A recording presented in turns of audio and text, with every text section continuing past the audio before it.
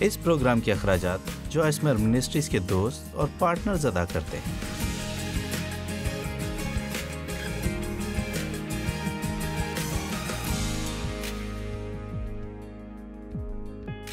مخصوص، واو، مقدس، ہمیں مقدس کہا گیا ہے، اور اس لفظ کا مطلب ہے کہ ہم خدا کے لیے مخصوص کیے گئے ہیں۔ اس کا مطلب ہے ہمیں یہ سمجھنا ہوگا جہاں تک خدا کا تعلق ہے، جب وہ ہمیں نجات دیتا ہے تو ہم اس کے ہو جاتے ہیں، اس سے بڑھ کر کہ وہ ہمارا ہے جو کہ وہ ہے۔ اس کو اس تناظر میں دیکھتے ہیں کہ ہم اس کے ہیں۔ اب ہمیں کسی چیز سے نجات ملی ہے، یعنی کمتر زندگی سے بہتر زندگی میں۔ ہم خود غرض زندگی سے نکل کر اپنی ذات کو ہی خوش کرتے تھے۔ ایسی زندگی ملی کہ ہم خدا کے لیے ایک برتن بن گئے کہ ہمارے وسیلہ وہ جو چاہتا ہے وہ کرے۔ وہ سر ہے، ہم جسم ہیں۔ خدا لوگوں کے وسیلہ سے کام کرتا ہے۔ آمین۔ جی، تو ہمیشہ ہی کسی شخص کے ذریعے کام کرتا ہے یا انسان کو وسیلہ بناتا ہے تاکہ ہماری زندگی میں خدا کا جلال ظاہر ہو سکے۔ اس سے زندگی کچھ دلچسپ ہو جاتی ہے۔ مسیحی ہونے کا مطلب ہے کہ خدا کو اجازت دینا کہ وہ آپ کو استعمال کرے۔ مخصوص ہونے کا مطلب ہے کہ خاص مقصد کے لیے الگ اور مخصوص کیے گئے، اور بجائے اس کے کہ بیٹھ کر صرف کلیسیاؤں میں اسٹیج، موسیقی کی محفل یا پھر سیمیناروں میں موجود لوگوں کی تعریف کرنے میں لگے رہیں، جو کہ بہت اچھی بات ہے کہ ہم عزت دیں اور تعریف کریں، لیکن یہ سوچنے کے بجائے کہ صرف یہی مخصوص لوگ ہیں۔ آپ کو سمجھنے کی ضرورت ہے کہ آپ بھی مخصوص ہیں۔ آپ کو قیمت سے خریدا گیا ہے، آپ خدا کے لیے الگ کیے گئے ہیں، اور کچھ کام ہیں جو صرف آپ ہی خاص انداز سے کر سکتے ہیں۔ یقیناً خدا اپنا کام کسی سے بھی کروا لیتا ہے، اس لیے اگر آپ اپنا کام نہیں کریں گے تو خدا کسی اور کو تلاش کر لے گا۔ لیکن میں کہوں گی، اور مجھے یقین ہے کہ میں درست ہوں، کہ کوئی ایماندار جو خدا کی مرضی میں شامل نہیں ہوتا ہے کہ خدا اس کی وسیلہ کام کر سکے جو خدا کرنا چاہتا ہے، تو وہ کبھی بھی خوش نہیں رہ سکے گا۔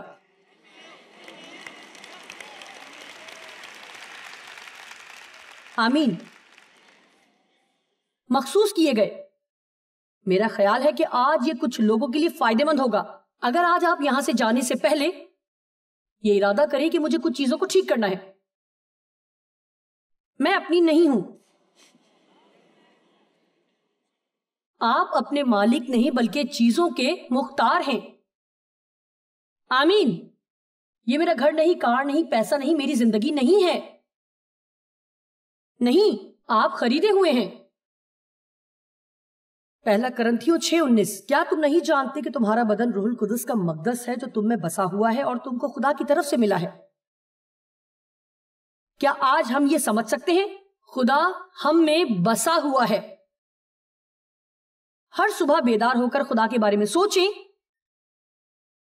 کہ وہ میرے اندر رہتا ہے اور میں اس میں، اور وہ مجھ میں بستا ہے۔ اور آج ممکنہ طور پر کیا غلط ہو سکتا ہے جو کہ ٹھیک نہ ہو سکے؟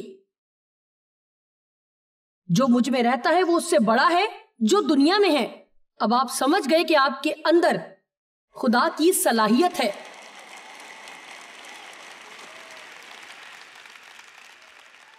20ویں آیت، یسوع مسیح کے خون کے وسیلہ سے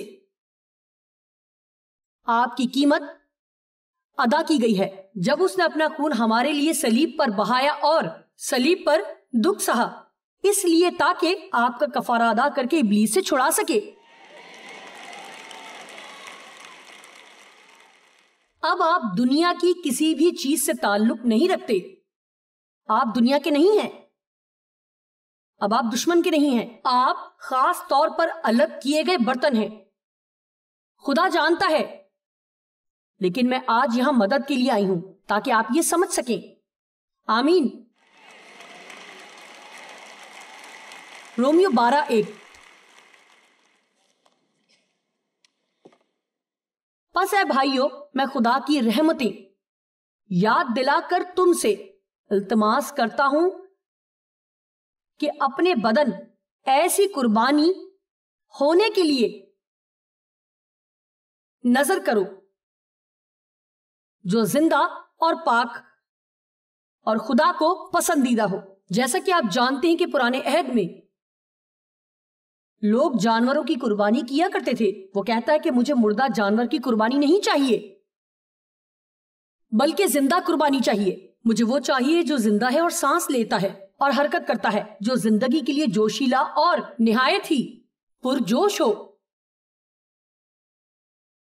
اپنی آنکھوں کو مخصوص کرو. دھیان رکھیں کہ آپ کیا دیکھتے ہیں. اپنے منہ کا دھیان رکھیں کہ آپ کیا کہتے ہیں. اپنے قدموں کا دھیان رکھیں کہ آپ کہاں جاتے ہیں.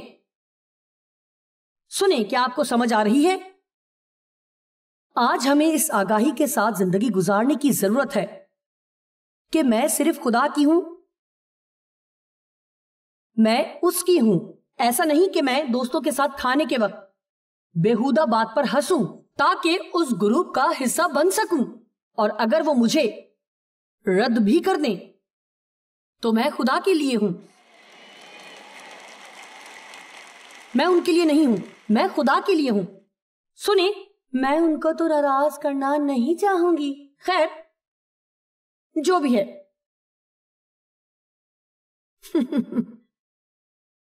ہر ایک کو فیصلہ کرنا ہے تاکہ وہ آج بلندی پر جا سکے, لیکن پہلے فیصلہ کرنا ہوگا. آپ میں سے کتنے ہیں جو گھر جا کر اور وہی کرنا نہیں چاہتے جو آپ آج تک کرتے چلے آئے ہیں؟ ٹھیک ہے. جلد شکر گزار ہونے کی اہمیت. یہ بات آپ کی زندگی کو بدل سکتی ہے کہ آپ صرف شکر گزار ہوں. پہلا, تھسلنیکیوں 5:18, ہر ایک بات میں شکر گزاری کرو, چاہے آپ کے حالات کیسے ہی کیوں نہ ہوں. شکر گزار ہوں, ہر ایک بات میں شکر گزاری کرو, کیونکہ مسیح یسوع میں تمہاری بابت خدا کی یہی مرضی ہے. فلپیوں 4:6, کسی بات کی فکر نہ کرو بلکہ ہر ایک بات میں تمہاری درخواستیں دعا اور منت کے وسیلہ سے شکر گزاری کے ساتھ خدا کے سامنے پیش کی جائیں. میں آپ کو ویسے ہی بتاؤں گی جیسے میں محسوس کرتی ہوں کہ خدا نے مجھے بتایا ہے کہ جوائس, جو کچھ تمہارے پاس ہے تم اس کے لیے شکایت کرتی ہو, تو میں تمہیں مزید کیوں دوں تاکہ تم شکایت کرتی رہو.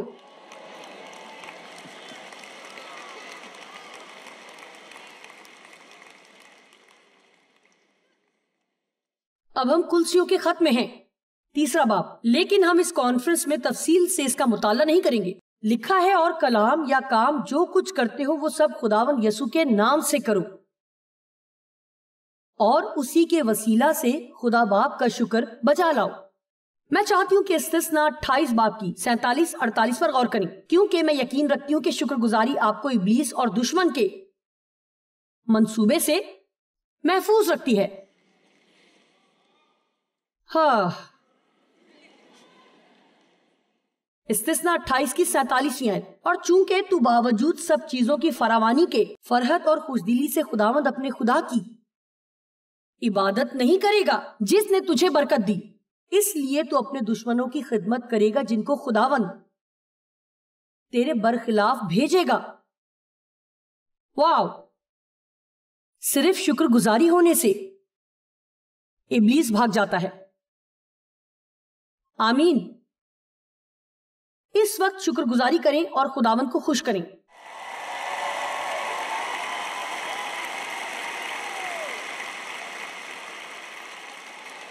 ٹھیک ہے, آئیں کچھ دیر کے لیے ایمان کے بارے میں بات کرتے ہیں. ہم ایماندار لوگ ہیں, لیکن اس کا مطلب کیا ہے؟ لیکن پہلے ہم پہلی آیت پڑھیں گے, 2 کرنتھیوں 5:7. ہم ایمان سے چلتے ہیں, نہ کہ آنکھوں دیکھے پر. مطلب ہم کلام کے مطابق زندگی گزارتے ہیں, نہ کہ جو کچھ ہمیں نظر آتا ہے یا جو ہم محسوس کرتے ہیں یا جو ہم سوچتے ہیں یا جو لوگ ہمیں بتاتے ہیں. سنیں, یہ سب سے محبت بھرا لیکن ٹھوس طریقہ ہے جو میں آپ سے کہنا نہیں چاہتی, لیکن زندگی بہتر نہیں ہوگی جب تک یہ فیصلہ نہ کر لیں. اور یہ ایسا فیصلہ ہے, مجھے اس کی پرواہ نہیں کہ مجھے کیسا محسوس ہوتا ہے, مجھے پرواہ نہیں کہ میں کیا سوچتی ہوں, مجھے پرواہ نہیں کہ یہ کیسا لگے گا, مجھے پرواہ نہیں کہ دنیا کیا کہے گی. میں اس پر یقین رکھتی ہوں جو خدا کا کلام کہتا ہے.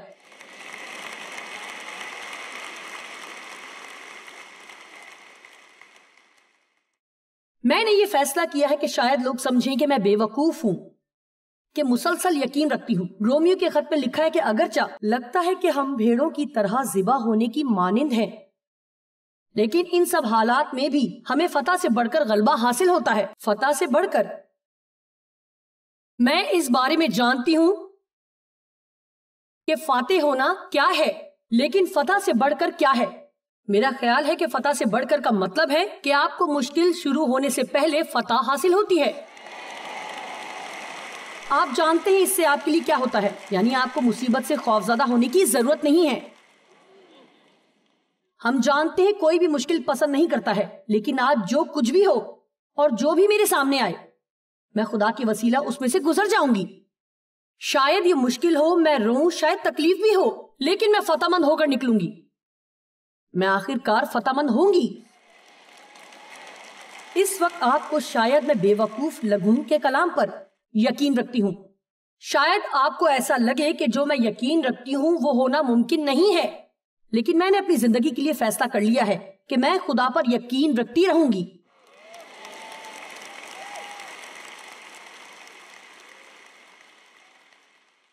میں ان لوگوں کے لیے جو ٹی وی دیکھ رہے ہیں یہ کہہ سکتی ہوں کہ جو سوچتے ہیں کہ آپ پاگل ہو گئی ہیں، آپ کیسے یقین کر سکتی ہیں؟ آپ کیسے ایمان رکھ سکتی ہیں؟ دیکھیں، اگر میں اپنی تمام تر زندگی گزار دوں کہ جس پر میں یقین رکھتی ہوں، پھر پتا چلے کہ سب غلط تھا، تو میں نے کچھ نہیں کھویا۔ میں اپنی کمزوری میں بھی خوش ہوتی رہوں گی۔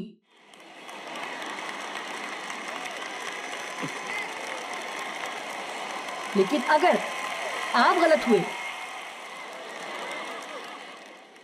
تو دیکھیں، اگر آپ غلط ہوئے اور آپ ایمان نہیں رکھتے اور آخر میں آپ کو پتا چلے کہ آپ غلط تھے، تو اب آپ کو ابدی مشکل کا شکار ہونا پڑے گا۔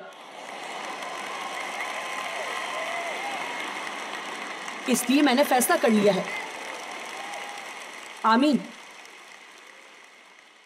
میں خدا پر مکمل یقین رکھتی ہوں۔ ہم ایمان پر چلتے ہیں، نہ کہ آنکھوں دیکھے پر۔ عبرانیوں 11:1۔ اب ایمان دیکھیں، ہم یہاں پر ایک لفظ نظر انداز کرتے ہیں۔ ایمان ابھی ہے، یہ کل کے لیے نہیں ہے۔ میں خدا پر یقین رکھتی ہوں کہ وہ میرے کل کی فکر کرے گا۔ میں یہ بھی یقین رکھتی ہوں کہ وہ ماضی کی بھی خود ہی فکر کرے گا، لیکن ایمان کا تعلق حال سے ہے۔ رومیو 1:17 میں لکھا ہے، راست بازی ایمان سے ظاہر ہوتی ہے، ایمان سے ایمان کے لیے، ایمان سے ایمان کے لیے۔ جب آپ جانتے ہیں کہ آپ مسیح میں کون ہیں، تو آپ جانتے ہیں کہ خدا آپ سے کتنا پیار کرتا ہے، اور پھر پاک روح کے معجزے کے باعث آپ ان چیزوں پر یقین رکھ سکتے ہیں جو انسانی سمجھ بوجھ سے باہر ہو۔ میرا مطلب ہے کہ میں ان چیزوں پر یقین رکھتی ہوں جو کہ عام انسان کے لیے احمقانہ باتیں ہیں۔ ایسا کون ہے جو وہاں سے شروع کرے جہاں سے میں نے شروع کیا، اور یہ یقین رکھے کہ میں وہی کروں گی جو اس وقت میں کر رہی ہوں؟ لیکن میں نے اس کا یقین کیا، اور پھر کیا ہوا؟ یہ آسان نہیں تھا، سب کچھ ایک رات میں نہیں ہوا، لیکن ایسا کوئی نہیں جو بحال نہ ہو سکے، چاہے آپ کے ساتھ کچھ کیسا ہی ہوا ہو۔ ایسا کوئی نہیں ہے جو خدا کی پہنچ سے باہر ہو۔ وہ چھڑانے والا ہے اور بحال کرتا ہے۔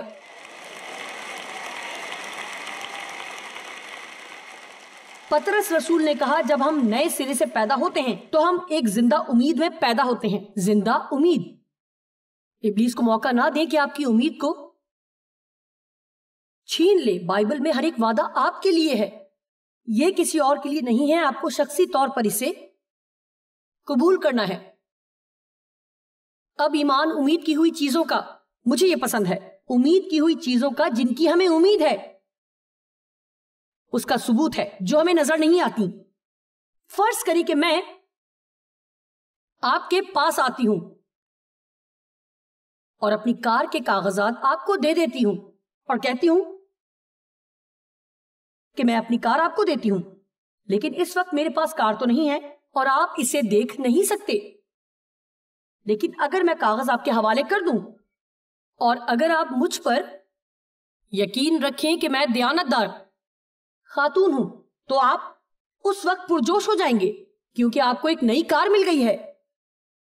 سنیں، آپ نے کار کو ابھی نہیں دیکھا ہے، آپ نے اسے چلایا بھی نہیں ہے، آپ کو اس کی پرواہ نہیں ہے کہ کار کا رنگ کیسا ہے، آپ کو اس کی پرواہ نہیں کہ کتنی سیٹیں ہیں، لیکن آپ کی حالت یہ ہے کہ آپ کو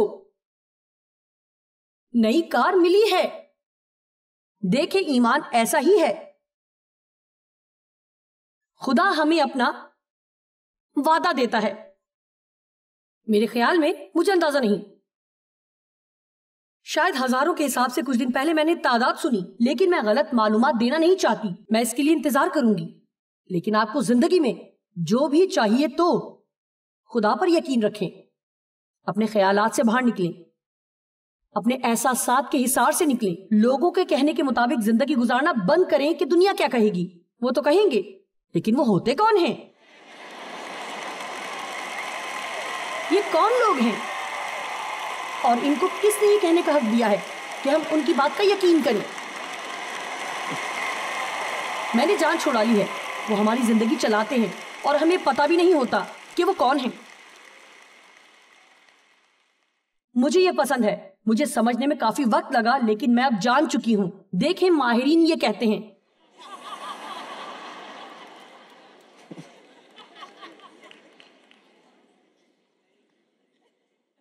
آپ کب سے اتنے ماہر ہو گئے ہیں؟ یہ لوگ خود کو ماہر کہتے ہیں. جانتے ہیں، میں بھی ایک ماہر ہوں. میں صرف اور صرف خدا کے کلام میں ماہر ہوں، اور کلام ہی ہے جو کہ بکھری ہوئی زندگی کو ایک شاندار زندگی میں بدل دیتا ہے. اب آپ میرے تعلق سے اچھا محسوس کر سکتے ہیں کیونکہ میں خود کو ایک ماہر کہہ رہی ہوں. یہ حیران کن ہے کہ ہم کس قدر ان کی بات کو سنتے ہیں. یعنی جو ٹی وی پر سائنسی پروگرام ہیں، میں ایک پرتجسس ذہن رکھتی ہوں، اس لیے میں اس طرح کے پروگرام دیکھتی رہتی ہوں، لیکن میں زیادہ دھیان نہیں دیتی ہوں. سچ کہوں، جب وہ نظریہ ارتقاء کی بات کرتے ہیں ایسے پروگرامز کے بارے میں سوچتی ہوں کہ آپ اتنے کن ذہن کیسے ہو سکتے ہیں اور پھر بھی زندہ ہیں. یہ ساری دنیا کیسے وجود میں آئی؟ اور پولوس کہتا ہے، مجھے فکر ہے کہ تم مسیح میں پاک دامنی سے کہیں ہٹ کر اور طرح کے خیالات میں نہ پڑ جاؤ. میں آپ کو بتاتی ہوں دنیا کیسے وجود میں آئی. ابتدا میں خدا نے. کیا ہم اس پر یقین نہیں رکھ سکتے؟ کچھ اسی تعلق سے وہ کلسیوں پہلے اور دوسرے باب میں بات کرتا ہے، یعنی جو تمام فلسفہ ہے. جب آپ یہ سنتے کہ کوئی شخص فلسفہ دان ہے تو یہ کافی متاثر کن ہے، لیکن میں نے اس تعلق سے پتہ لگایا ہے کہ یہ کیا ہے. کیا آپ جانتے ہیں یہ کون ہے؟ یہ سوچنے والا شخص ہے. میں اپنی تمام زندگی فلسفہ دان رہی ہوں. میرا مطلب ہے کہ میں سوچتی رہتی تھی، اور اب مجھے پتا چلا ہے کہ میں ایک ماہر ہوں، ایک فلسفہ دان ہوں.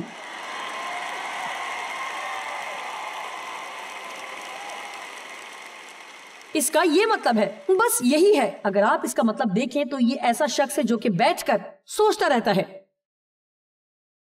اور خیالات پیش کرتا ہے. وہ گہری سوچ رکھتے ہیں کہ زندگی کا کیا مطلب ہے، اور پھر زندگی کے فلسفے کو بیان کرتے ہیں کہ ہمیں کیسے زندگی گزارنی چاہیے، کیونکہ وہ ماہر فلسفہ دان ہیں.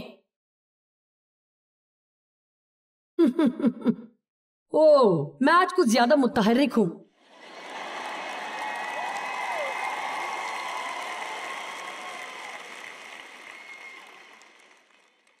ایمان سے چلیں، محبت سے چلیں. میں نے اس پر کل بات کی تھی، آج زیادہ نہیں کروں گی. لیکن سنیں، لوگوں سے پیار کرنا آپ کو خوشی دیتا ہے. یہ بات درست ہے. اگر آپ خوش ہونا چاہتے ہیں تو اپنی ذات کے بارے میں نہ سوچیں اور ایک ہفتے کے لیے آزما کر دیکھیں. میں اپنے بارے میں نہ سوچوں گی، نہ فکر کروں گی، تو پھر میرے ساتھ کیا ہوگا؟ خدا مجھ پر ظاہر کرتا ہے کہ میں کسی کے لیے کیا کر سکتی ہوں. میں اس بات کو یقینی بنانا چاہتی ہوں کہ آپ اس کو سمجھ لیں. محبت وہ نہیں جو ہم کسی کے لیے محسوس کر سکتے ہیں. محبت صرف ایک اچھا احساس نہیں ہے. ہمارا دل تیزی سے دھڑکتا ہے، گھٹنے کمزور پڑ جاتے ہیں. جب میری اور ڈیو کی شادی ہوئی تو میرے ऐसे ही एहसासात थे। यानी डेव को आर्मी से रिटायर हुए कुछ ही देर हुई थी। वो बास्केटबॉल खेलने जाते और पट्टों के लिए कसरत किया करते, और वो हर वक्त ही अपने पट्टों की नुमाइश करते रहते थे। मेरा मतलब है कि वाओ, पुरकशिश मर्द सामने दरवाजे से आता है।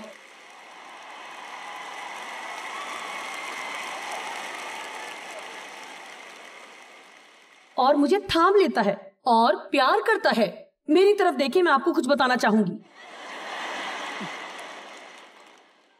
मैं मोहब्बत के बारे में नहीं जानती थी कि ये क्या है।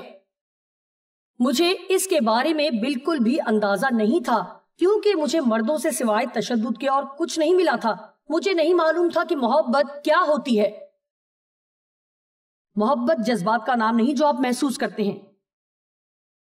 अब 50 साल के बाद जब डेव अंदर आते हैं तो मेरे घुटने कमजोर नहीं पड़ते।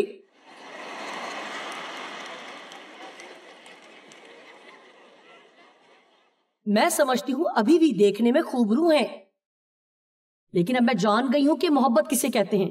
मैं डेव से गहरे तौर पर प्यार करती हूं, लेकिन मेरा दिल अब बिल्कुल भी, मेरा दिल तेजी से नहीं धड़कता, मेरे घुटने कमजोर नहीं पड़ते। देखें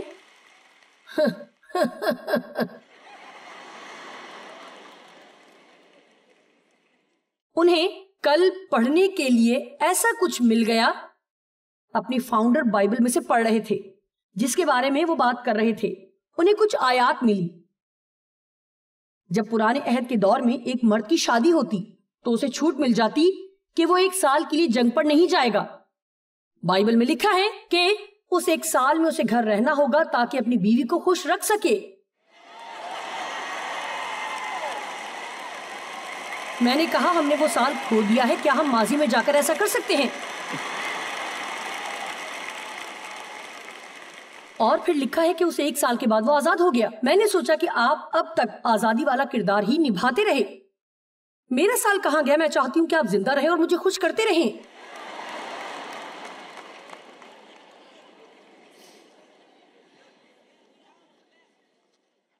कल रात जब मैंने बताया कि लोगों से कैसे मोहब्बत करनी है, जिनसे मोहब्बत करना आसान नहीं है, और वो हिस्सा है कि माफ करना। देखें, मोहब्बत का ताल्लुक इससे नहीं कि हम किसी के लिए कैसा महसूस करते हैं, ये एक फैसला है। हरगिज ना भूलें, ये एक फैसला है जो आप करते हैं कि आप उनसे कैसा सलूक करेंगे।